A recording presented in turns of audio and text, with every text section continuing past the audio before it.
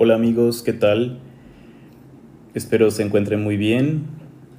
Y el día de hoy vamos a iniciar con la última parte de nuestro curso de formación de la persona, con unos episodios en los que vamos a hablar de unos temas que nos van a dar mucho sentido y a la vez perspectiva respecto a quiénes somos, qué hacemos, dónde y con quién.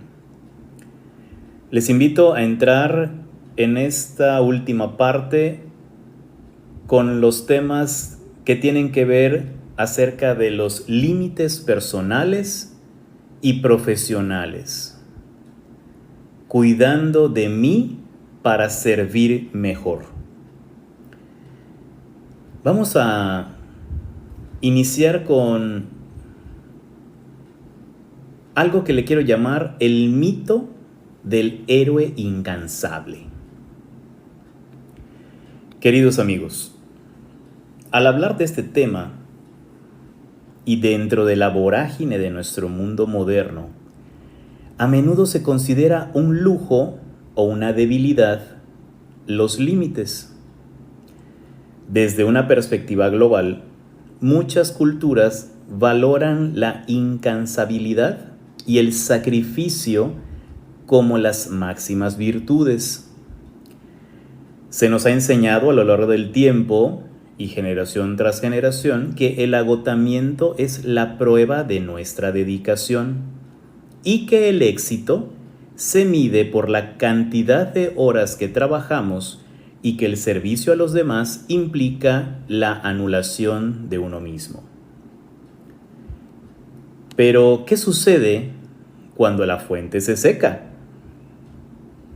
¿Qué ocurre cuando el cuidador o tú, vamos a hablar de ti, te quedas sin fuerzas?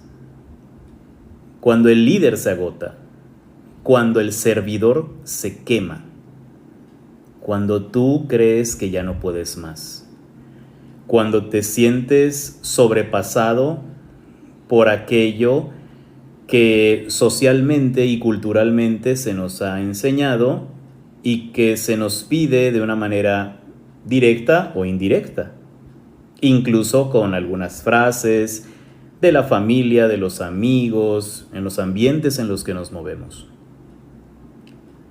La respuesta es simple y contundente a estas preguntas. No podemos dar lo que no tenemos.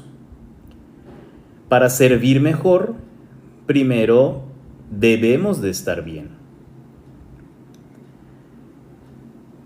A lo largo de estos episodios que escucharemos, vamos a desmantelar ese mito del héroe incansable y a construir una nueva narrativa basada en el cuidado personal como fundamento de un servicio auténtico y sostenible. Inicialmente, hablemos de la naturaleza humana y los límites, desde una visión multidisciplinaria. Para comprender la importancia de los límites es fundamental mirar al ser humano desde múltiples lentes. Qué distinto es cuando conocemos la historia y el contexto de aquello de lo que opinamos o pensamos. Vamos desde una perspectiva antropológica. Desde los inicios de la humanidad, las sociedades han entendido el valor del ritmo. Las culturas ancestrales vivían en sintonía con los ciclos de la naturaleza, el día y la noche, las estaciones, la siembra y la cosecha. El trabajo intenso se alternaba con el descanso y la celebración. Esto no era una casualidad, sino una profunda sabiduría inscrita en su cosmovisión.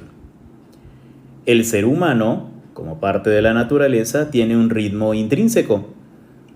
Al ignorarlo, al vivir en un estado de siempre encendido, rompemos con un equilibrio fundamental que nos define como especie. Ahora, Desde una perspectiva filosófica, el autoconocimiento y la moderación. La filosofía nos recuerda que el ser humano es un ser finito, limitado. La hermosa frase de Sócrates, "Conócete a ti mismo", nos invita a reconocer nuestras capacidades y, crucialmente, nuestras limitaciones. Aristóteles nos hablaba del justo medio, la virtud que se encuentra en la moderación y el equilibrio, evitando los extremos del exceso y la carencia. No podemos ser todo para todos.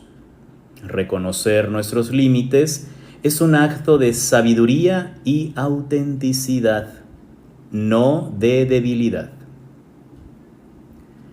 Ahora veamos esto desde una perspectiva teológica. El descanso como un mandato que viene del Ser Supremo. En la tradición judeocristiana, el concepto del Sabbat o Sabbat, el descanso sagrado, no es una sugerencia, sino un mandato. En el ya tan conocido libro de la Biblia, Dios mismo descansó el séptimo día, después de la creación, estableciendo un patrón sagrado para la humanidad. Esto nos enseña que el descanso no es una pérdida de tiempo, sino una parte esencial de la creación, una práctica que nos renueva y nos conecta con lo divino, con lo que trasciende y nos trasciende. Para muchas tradiciones espirituales, el silencio, la contemplación y la meditación son pilares para nutrir el espíritu. El cuidado personal, en este sentido, es un acto de obediencia y fe. Y veamos esto desde una perspectiva psicológica. La regulación y el equilibrio. La psicología nos muestra cómo los límites son vitales para una salud mental robusta. Sin límites, el yo se disuelve en las exigencias del entorno. Nos volvemos vulnerables a la ansiedad, la depresión y la pérdida de la identidad. Establecer límites claros es un acto de regulación emocional que nos protege del estrés crónico, nos ayuda a definir nuestro rol y nos permite mantener la energía psíquica necesaria para funcionar de manera efectiva. Hasta aquí les he compartido distintas perspectivas de cómo entender este asunto de los límites, de darnos tiempo, de permitirnos un espacio, de no caer en aquello que por escrúpulo consideramos o creemos que estamos mal. Se han formulado preguntas a lo largo de este tema, de este episodio, que confío pueden ayudarte para hacer una introspección acerca de tus creencias, de aquello que hoy rige tu vida en cuanto a estos espacios y tiempos para saber delimitar y tomarte tus tiempos. Te invito a que antes de continuar con el siguiente episodio, hagas esta sencilla revisión de ti y de cómo estás en este asunto, de cómo descansas, de cómo restableces tu energía, de cómo te sientes cuando estás en una situación así, al final del día, al final de la semana o al concluir alguna actividad. Nos escuchamos en el próximo episodio.